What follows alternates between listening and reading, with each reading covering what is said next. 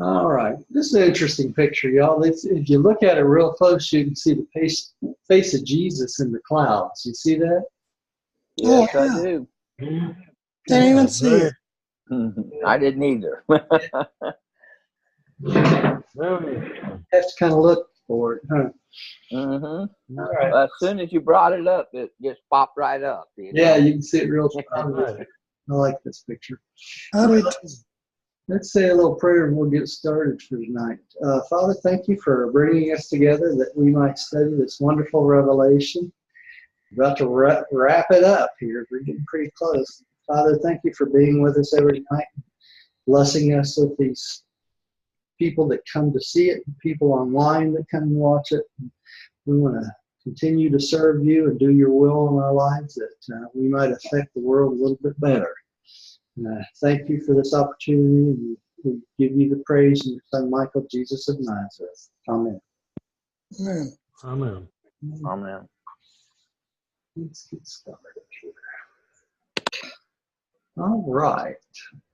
Let's see if I can find my mouse here. Okay, there it is. Paper 192, Appearances in Galilee. By the time the apostles left Jerusalem for Galilee, the Jewish leaders had quieted down considerably. I bet they did. Since Jesus appeared only to his family of kingdom believers, and since the apostles were in hiding and did no public preaching, the rulers of the Jews concluded that the gospel movement was, after all, effectively crushed. Or were they wrong?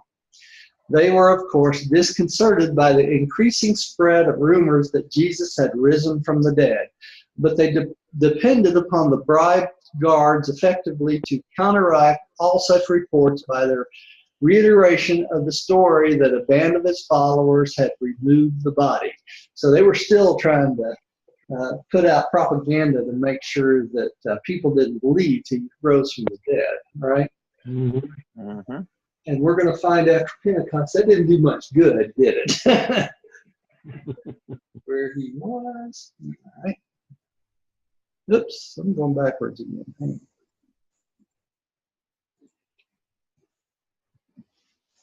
on. All right. Bill, would you like to start us out tonight and read first? Okay. From this time on, until the apostles were dispersed by the rising tide of persecution, Peter was the generally recognized head of the apostolic corps. Jesus never gave him any such authority, and his fellow apostles never really formally elected him to such a position of responsibility. He naturally assumed it and held it by common consent, and also because he was their chief preacher. From now on, public preaching became the main business of the apostles. After their return from Galilee, Matthias, whom they chose to take the place of Judas, became their treasurer. And there's not much said about him after that, is there? We just know his name. And that's about it. Okay.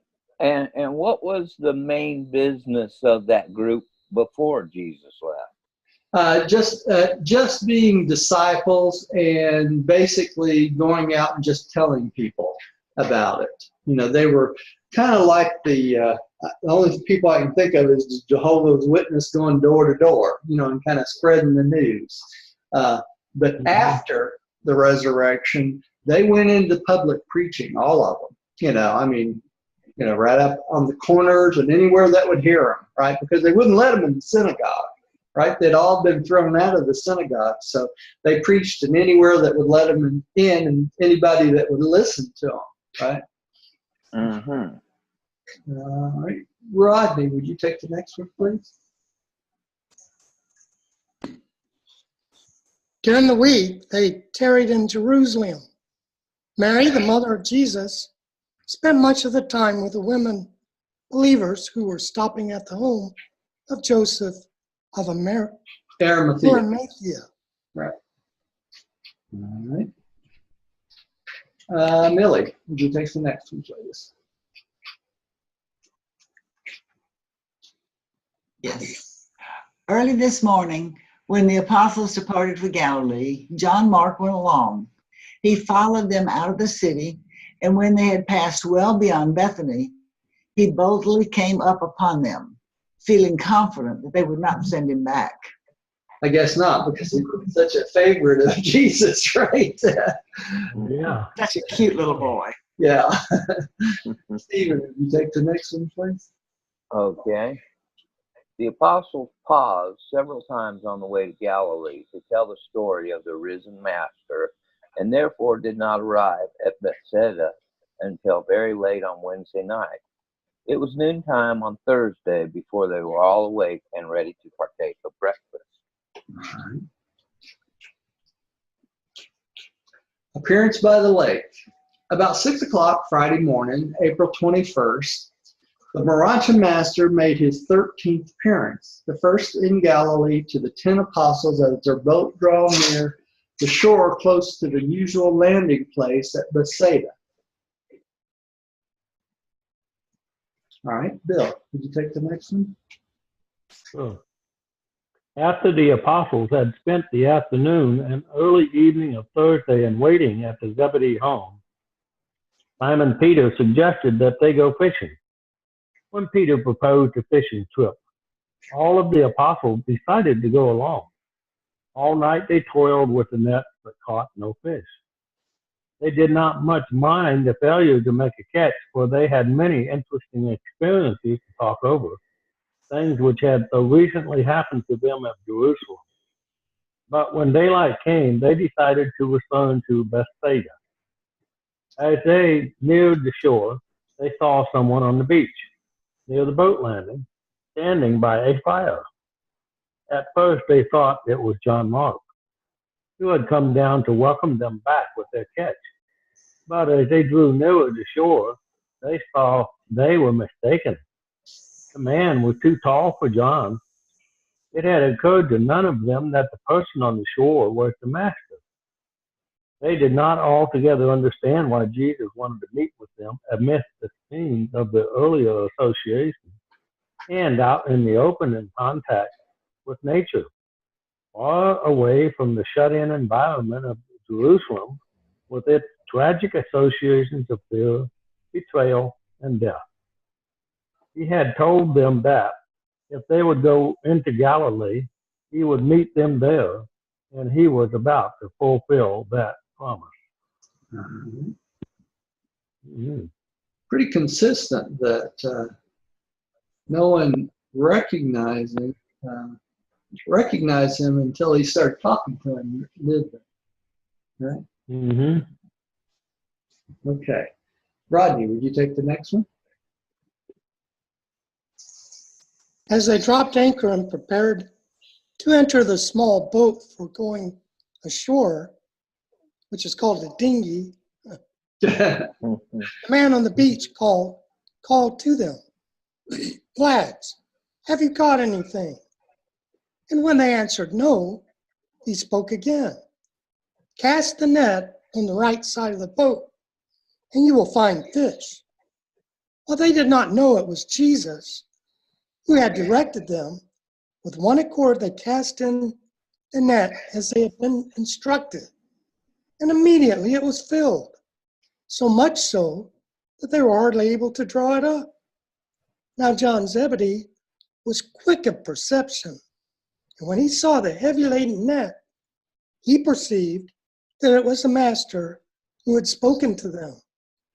When this thought came into his mind, he leaned over and whispered to Peter, "It is the Master." Peter was a man of thoughtless action and impetuous devotion. So when John whispered this in his ear, he quickly arose and cast himself into the water that he might the sooner reach the Master's side. His brethren came up close behind him, having come ashore in the small boat, hauling the net of fishes after them. He just jumped in and took off, didn't he? Yeah. And this is a picture of that. I don't think Peter has a problem jumping in the water. No, I don't either. Mm-mm. All right. Millie, would you take the next one? By this time, John Mark was up, and seeing the apostles coming ashore with the heavy laden net, he ran down to the beach to greet them. And when he saw 11 men instead of 10, Okay, hold on a second. when he saw 11 men instead of 10, he surmised that the unrecognized one was the risen Jesus. And as the astonished 10 stood by in silence, the youth rushed up to the master and kneeling at his feet said, "My Lord and my master." And then Jesus spoke, not as he had in Jerusalem when he greeted them with "Peace be upon you," but in commonplace tones he addressed John Mark. "Well, John, I am glad to see you again and in carefree Galilee where we can have a good visit. Stay with us, John, and have breakfast." All right. It was always, Don't you miss him and his dramatic readings? yes. Imagine what he could have done with this the last few days. Yeah, really. Okay, Stephen, I believe you're next. Okay. As Jesus talked with the young man, the 10 were so astonished and surprised that they neglected to haul the net of fish in upon the beach. Now spoke Jesus, "Bring in your fish and prepare some for breakfast. Already we have the fire and much bread." We don't think much about eating fish for breakfast nowadays, do we? You know, it's kind of funny when I have to go down to the VA clinic downtown.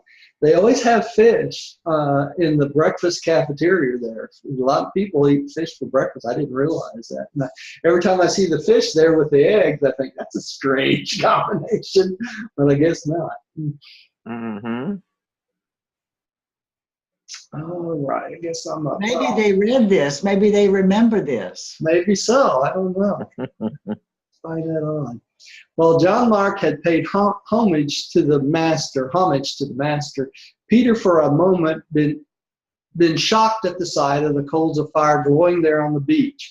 The scene reminded him so vividly of the midnight fire of charcoal in the courtyard of Annas, where he had disowned the master. But he shook himself and, kneeling at the master's feet, exclaimed, my Lord, my master." Still remembered he disowned him, didn't he? Okay. Rodney, I think you're next. I'm back. Hey, I Bill. think it's Bill's turn. Okay, Bill, you're next. Y'all are going to get me so jumbled up here, I'll never be able to remember who's next. Peter then joined his comrades as they hauled in the net. When they had landed their catch, they counted the fish, and there were 153 large ones.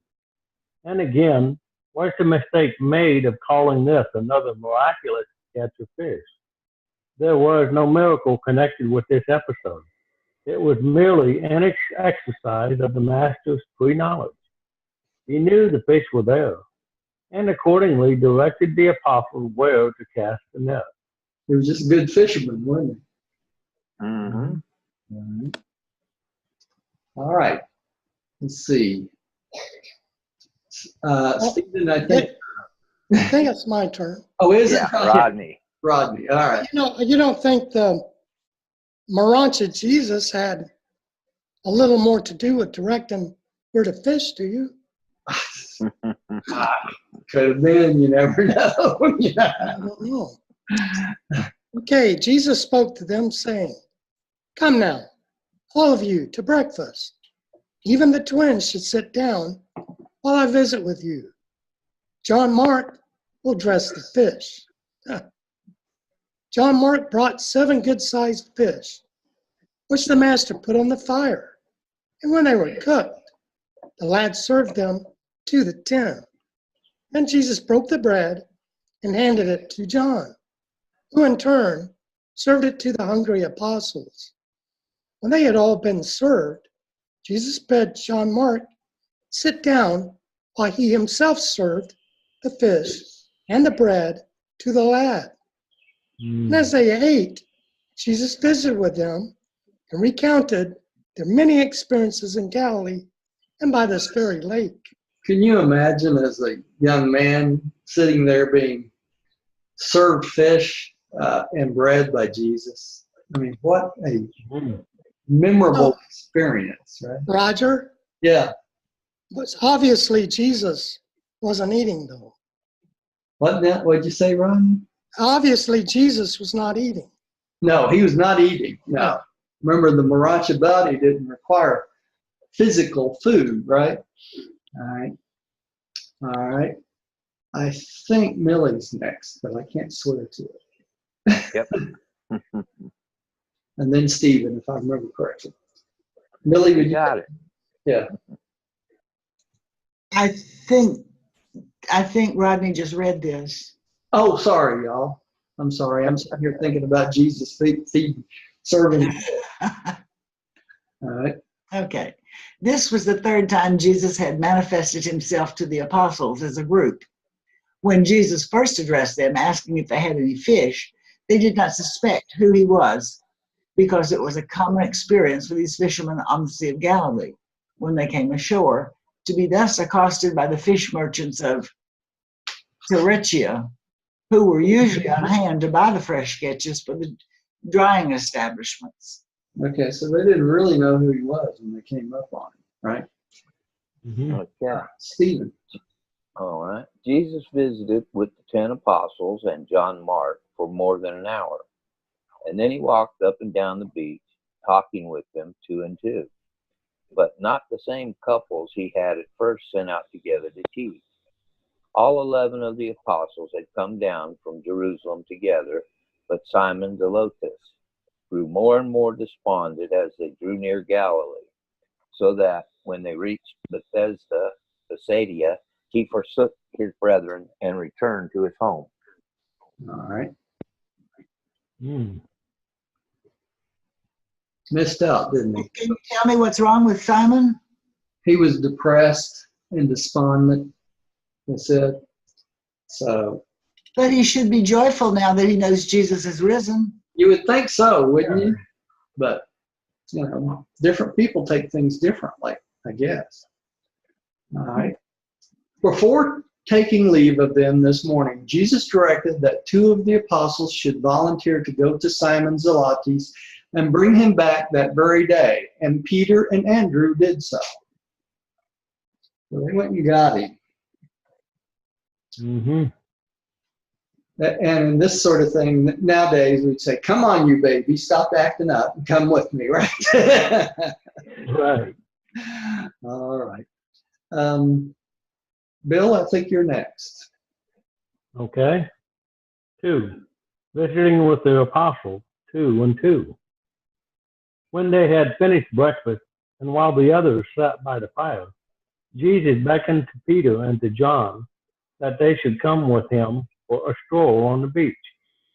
As they walked along, Jesus said to John, "John, do you love me?" And when John answered, "Yes, Master, with all my heart," the Master said, "Then, John, give up your intolerance and learn to love men as I have loved you. Devote your life to proving that love is the greatest thing in the world. It is the love of God that impels men to seek salvation. Love is the ancestor of all spiritual goodness, the essence of the true and the beautiful." And remember what John Zebedee said right before he died, right? What was his only statement he would make? Love one another, right? Right. All right. So he remembered the message. Mm-hmm. Okay, Rodney, I believe you're up. Jesus then turned toward Peter and asked, "Peter, do you love me?" Peter answered, "Lord, you know I love you with all of my soul." And said Jesus, "If you love me, Peter, feed my lambs. Do not neglect to minister to the weak, the poor, and the young. Preach the gospel without fear or favor. Remember always that God is no respecter of persons. Serve your fellow men, even as I have served you. Forget your fellow mortals. Forgive your fellow mortals, even as I have forgiven you. Let experience teach you the value of meditation and the power of intelligent reflection. All right. Hello? So Peter, he gave the charge to go preach to all types of men, Jews, Gentiles, black, white, indifferent, whatever, right? And that's exactly what he did, right? Okay. Millie, would you take the next one, please? After they had walked along a little farther, the master turned to Peter and asked, Peter, do you really love me? And then said Simon, yes, Lord, you know that I love you. And again said Jesus, then take good care of my sheep. Be a good and true shepherd to the flock. Betray not their confidence in you. Be not taken by surprise at the enemy's hand. Be on guard at all times. Watch and pray. And that's a good advice for anybody that's preaching the gospel, right? All right. Stephen. Okay. When they had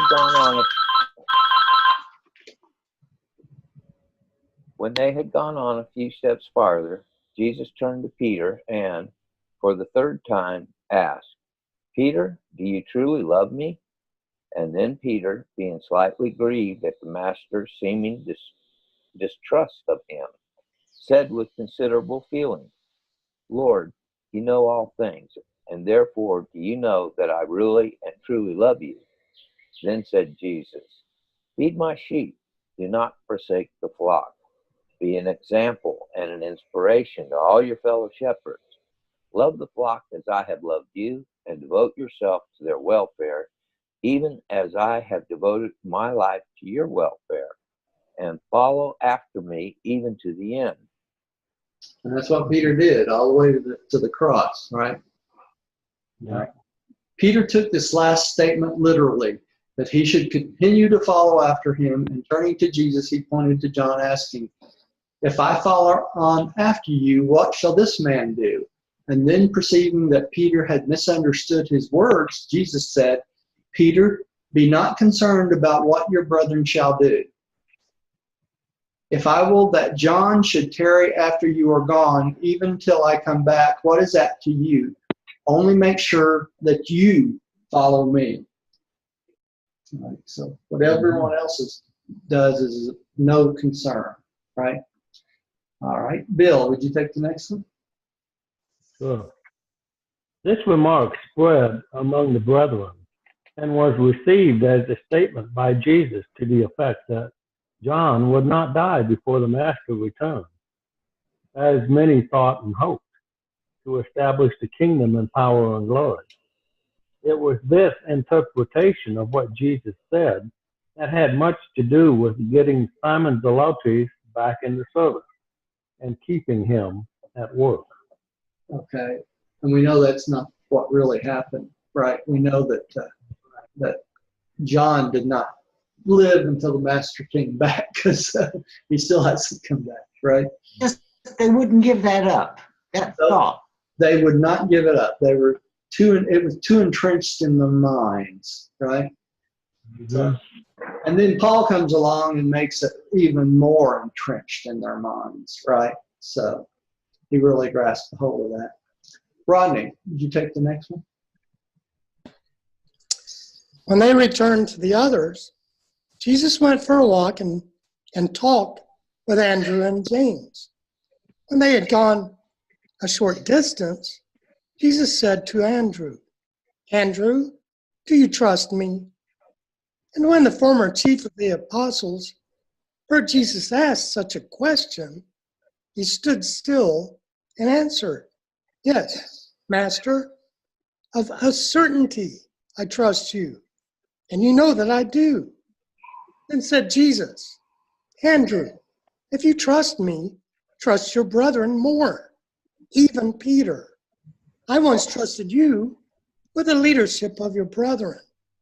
Now must you trust others as I leave you to go to the Father. When your brethren began to scatter abroad because of bitter persecutions, be a considerate and wise counselor to James, my brother in the flesh, when they put heavy burdens upon him, which he is not qualified by experience to bear. And then go on trusting, for I will not fail you. When you are through on earth, you shall come to me. Now, why is he saying this about James's brother? Because Jesus understands that James will take over the head of the church, right, in the future. And James had not been trained like the apostles were in the gospel, right? He's not really prepared to take over the head of the church. But that's what Jesus is talking to Andrew about, right? And he needs to trust his brethren and help James along, right? Being a counselor to James, right? Especially, How do you know that James is going to be head of the church? he was one of the first popes of the Catholic Church. James, Jesus' brother James. right, right. Okay. Yeah, that's how we know that. Yeah, I never knew that. Yeah, he was one of the early popes of the church. So I thought that Peter was one of the first. he was, but remember, Peter was crucified, hung upside down. Right. So James took over after Peter, right? Oh, okay. Got it? So, Yeah. all right. Okay. Go to the next one. Millie, I think you're up. Okay. Then Jesus turned to James, asking, James, do you trust me? And of course, James replied, yes, Master, I trust you with all of my heart. Then said Jesus, James, if you trust me more, you will be less impatient with your brethren. If you will trust me, it will help you to be kind to the brotherhood of believers. Learn to weigh the consequences of your sayings and your doings. Remember that the reaping is in accordance with the sowing.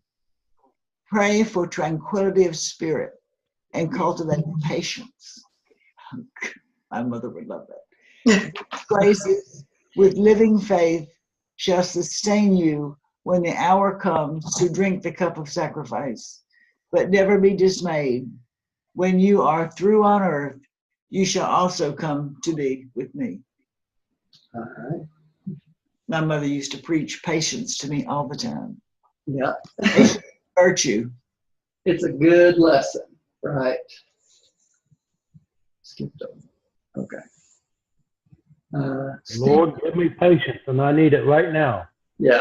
I need it yesterday. Jesus, mixed talk with Thomas and Nathaniel, said he to Thomas, Thomas, do you serve me? Thomas replied, yes, Lord, I serve you now and always. Then said Jesus, if you would serve me, serve my brethren in the flesh, even as I have served you. And be not weary in this well-doing, but persevere Yeah. as one who has been ordained by God for this service of love. When you have finished your service with me on earth, you shall serve with me in glory. Thomas, you must cease doubting. You must grow in faith and the knowledge of truth. Believe in God like a child, but cease to act so childish. Have courage, be strong in faith, and mighty in the kingdom of God. Great advice, isn't it? All right. Each one is specific, right? All right, Diane, you want to take the next one? Okay. Then said the master to Nathaniel, Nathaniel, do you serve me? And the apostle answered, yes, master, and with an undivided affection. Then said Jesus, if therefore you serve me with a whole heart, make sure you are devoted to the welfare of my brethren on earth with tireless affection. Admix friendship with your counsel and add love to your philosophy. Serve your fellow men even as I have served you.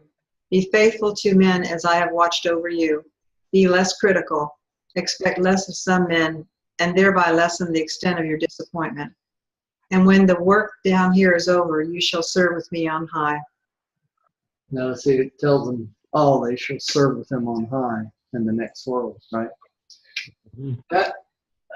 After this, the master talked with Matthew and Philip. To Philip he said, Philip, do you obey me?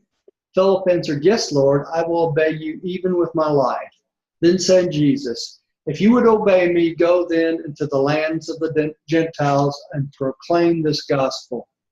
The prophets have told you that to obey is better than to sacrifice. My faith have you become a God-knowing kingdom son. By faith you have become a God-knowing kingdom son. But is but one law to obey, that is the command to go forth proclaiming the gospel of the kingdom. Cease to fear men. Be unafraid to preach the good news of eternal life to your fellows who languish in darkness and hunger for the light of truth. No more, Philip, shall you busy yourself with money and goods. You now are free to preach the glad tidings just as are your brethren. And I will go before you and be with you even to the end.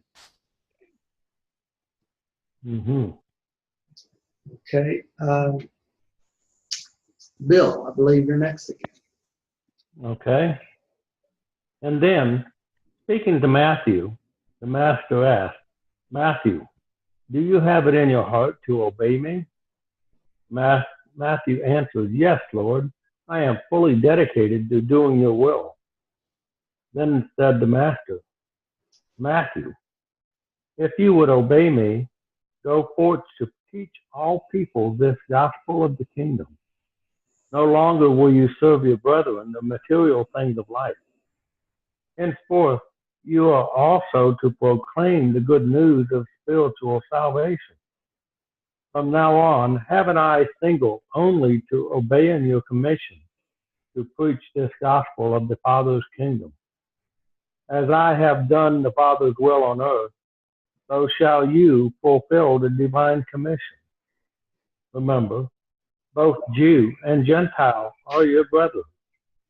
Fear no man when you proclaim the saving truths of the gospel of the kingdom of heaven. And where I go, you shall presently come. Do y'all understand the importance of Jesus telling all these apostles to fear no man? Because the Sanhedrin will still come after them.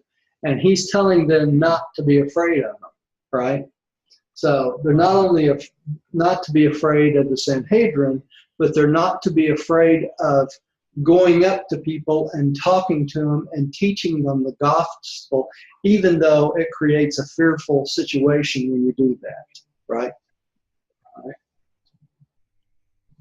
All right. Rodney, would you take the next one, please? Then he walked and talked with the Alphaeus twins, James and Judas. And speaking to both of them, he asked, James and Judas, do you believe in me? And when they both answered, Yes, Master, we do believe, he said, I will soon leave you. You see that I have already left you in the flesh. I tarry only a short time in this form before I go to my Father. You believe in me. You are my apostles, and you always will be. Go on believing and remembering your association with me. When I am gone, and after you have, perchance, returned to the work you used to do before you came to live with me, never allow a change in your outward work to influence your allegiance. Have faith in God to the end of your days on earth.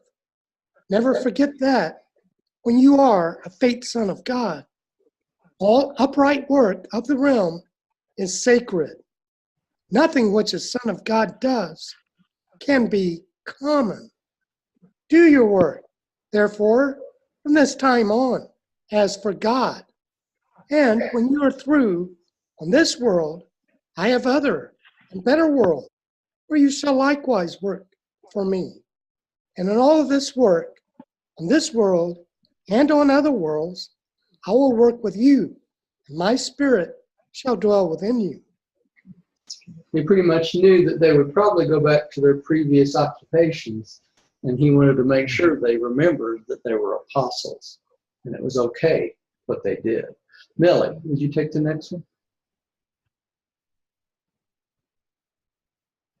It was almost 10 o'clock when Jesus returned from his visit with the Alphaeus twins.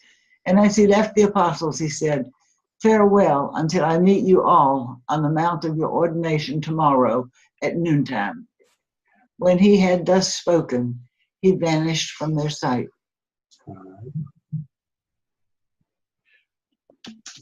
You know, it's interesting about this is I don't remember anything about Simon Zelotes speaking with him. Do you?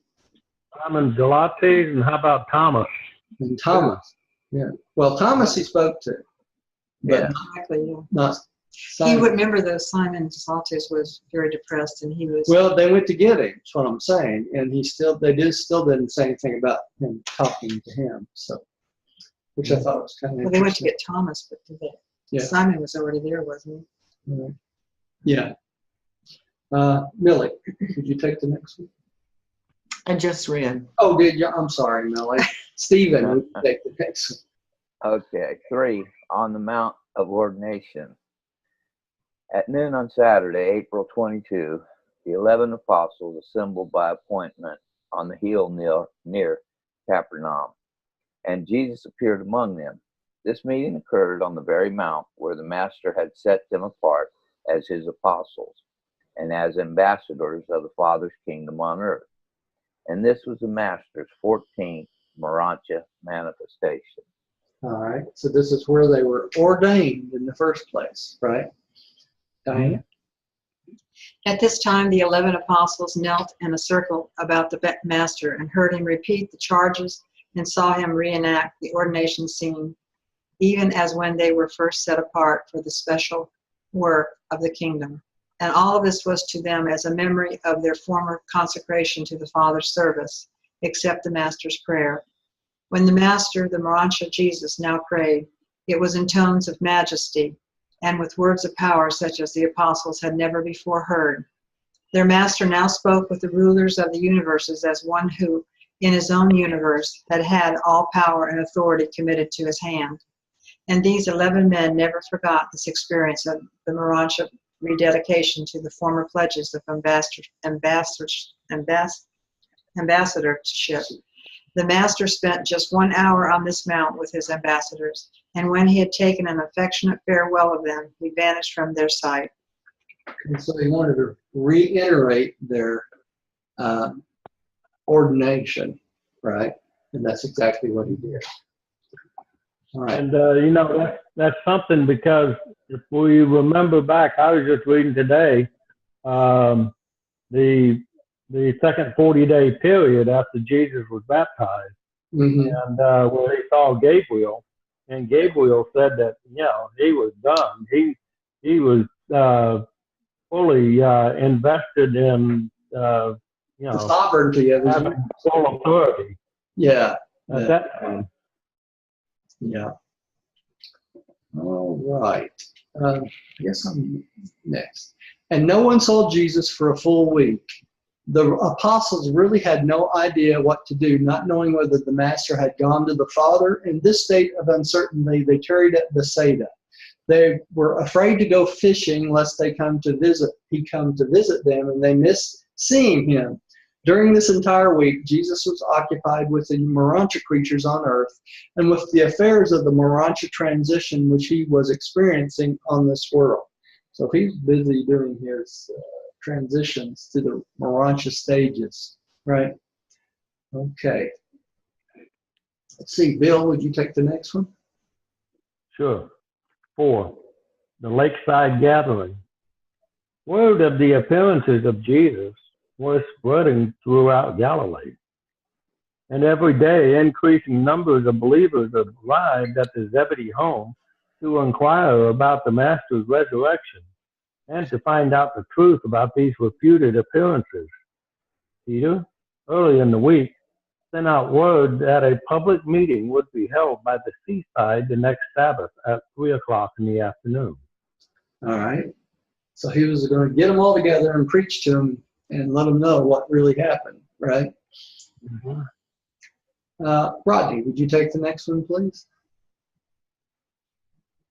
Accordingly, on Saturday, April 29th, at 3 o'clock, more than 500 believers from the environs of Capernaum assembled at Bethsaida to hear Peter preach his first public sermon since the resurrection.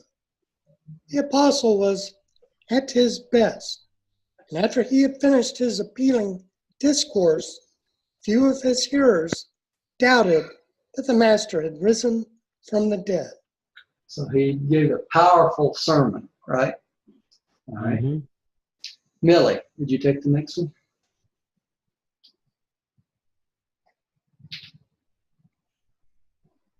Peter ended his sermon saying, "We affirm that Jesus of Nazareth is not dead. We declare that he has risen from the tomb. We proclaim that we have seen him and talked with him." Just as he finished making this declaration of faith, there by his side, in full view of all these people, the Master appeared in morontia form and, speaking to them in familiar accents, said, "Peace be upon you, and my peace I leave with you." When he had thus appeared and had so spoken to them, he vanished from their sight. This was the 15th morontia manifestation of the risen Jesus. And this was before 500 people, right? Mm-hmm. And it validated Peter too. It did. It validated what Peter had just said, right? All right. Stephen, would you take the Not just 500 people, 500 believers. 500 Yes, believers? that's true. That's Yeah. right. Okay. Because of certain things said to the 11 while they were in conference with the Master on the Mount of Ordination, the apostles received the impression that their Master would presently make a public appearance before a group of the Galilean believers, and that after he had done so, they were to return to Jerusalem. Accordingly, early the next day, Sunday, April 30th, the 11 left Bethsaida for Jerusalem. They did considerable teaching and preaching on the way down the Jordan, so that they did not arrive at the home of the Marks in Jerusalem until late on Wednesday, May 3rd. Okay. And everything was about to really break loose here soon, wasn't it? Yep. Right. Diane. This was a sad homecoming for John Mark. Just a few hours before he reached home, his father, Elijah Mark, suddenly died from a hemorrhage in the brain. Although the thought of the certainty of the resurrection of the dead did much to comfort the apostles in their grief, at the same time they truly mourned the loss of their good friend, who had been their staunch supporter even in the times of great trouble and disappointment. John Mark did all he could to comfort his mother, and speaking for her, invited the apostles to continue to make their home at her house. And the 11 made this upper chamber their headquarters until after the day of Pentecost. Okay, so they stayed with the John Mark house. Mm-hmm. And can you imagine the face of Elijah, the faith of Elijah and Mary Mark to take the chance of having these apostles in their home with the Sanhedrin after them? That's great faith. The apostles had supposedly entered Jerusalem after nightfall, that they might not be seen by the Jewish authorities. Neither did they publicly appear in connection with the funeral of Elijah Mark. All the next day, they remained in quiet seclusion in the eventful upper chamber. So they were keeping quiet. That won't last for long, right? All right. Bill, would you take the next one, please? Sure. On Thursday night, the apostles had a wonderful meeting in this upper chamber, and all pledged themselves to go forth in the public preaching of the new gospel of the risen Lord, except Thomas, Simon Zelotes, and the Alphaeus twins. already had become the first step of changing the gospel of the kingdom, sonship with God, and brotherhood with man, into the proclamation of the resurrection of Jesus. Nathaniel opposed this shift in the burden of the public message, but he could not withstand Peter's eloquence. Neither could he overcome the enthusiasm of the disciples, especially the women believers. So this is the moment where the gospel starts to change, right?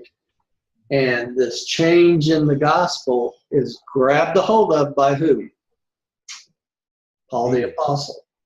Paul the Apostle and Peter, right? All right. Okay, Rodney, would you take the next one? And so, under the vigorous leadership of Peter, and ere the Master ascended to the Father, his well-meaning representatives began that subtle process of gradually and certainly changing the religion of Jesus into a new and modified form of the religion about Jesus. Okay, so it changed his gospel into a religion about Jesus, and that's real important. Roger, I've got a question. Yes, go right ahead. Only because a lady was here a day before yesterday and said that Jesus appeared to the Apostle Paul many times after he was resurrected. Right. Did he appear to him even once? You want my opinion, or you want what it says in the Bible? No, what it says in the book. It doesn't. He never appeared to him that I know of. He never appeared to him that it's recorded in the book. Does it say so in the Bible? It says that in the Bible, it states this. In the Bible, on the road to Damascus, he hears a voice, and it says, Paul, it was actually Saul back then. Why do you persecute me? Right. Remember that? Mm-hmm. Oh, is that what they're talking about? That's what they're talking about. He hears the voice of Christ. Okay? That's what he relates. Okay, and then at that same time on the road to Damascus, Paul loses his sight.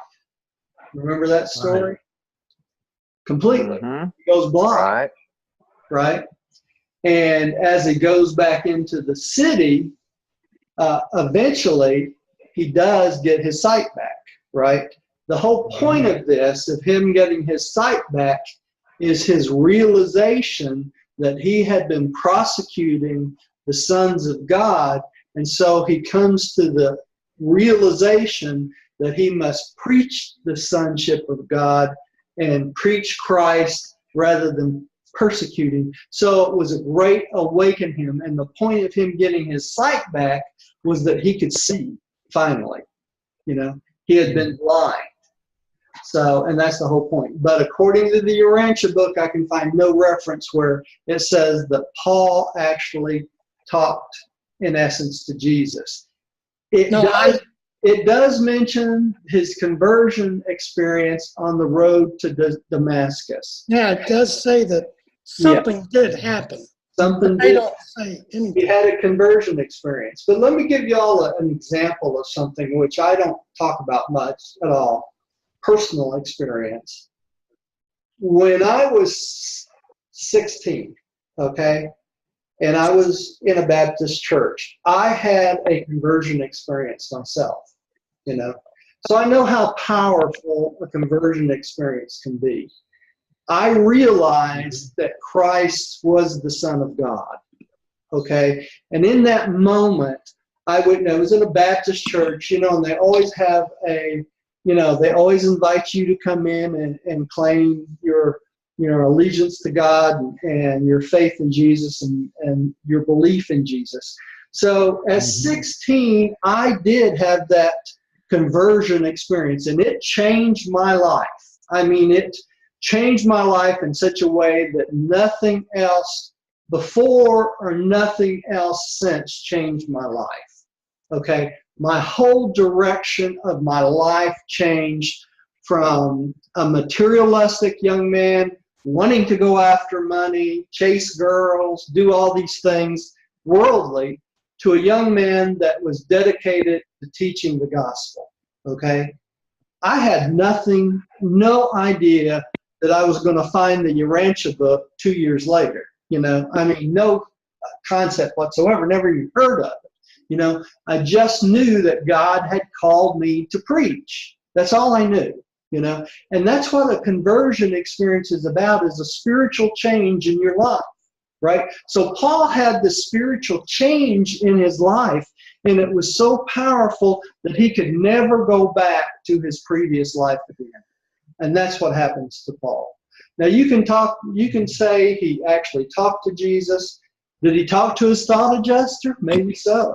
More than likely he talked to his thought adjuster, or he talked to Jesus through the Spirit of truth.